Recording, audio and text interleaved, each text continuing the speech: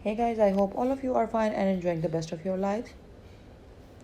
Friends, my today's video is in the continuation of my previous videos, into which I have been sharing a very beautiful and creative ideas of how you can make your classic handwork, hand embroidery art unique, stylish, attractive, and elegant.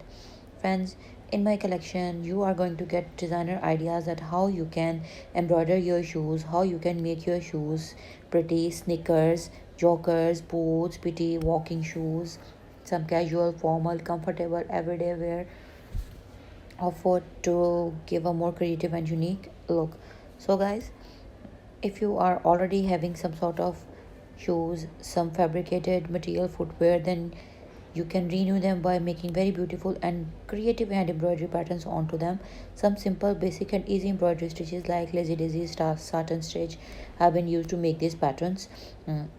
Some more creative embroidery stitches like stem stitch, fly stitch, knotty stitch have been used. So, if you want to do some sort of DIY creative ideas with the help of hand art, then friends, this video collection is absolutely for you guys. So do try these patterns and share your experiences with us, and don't forget to leave comments so that we could get to know what you feel about our content and what you want us to share with you in our upcoming videos.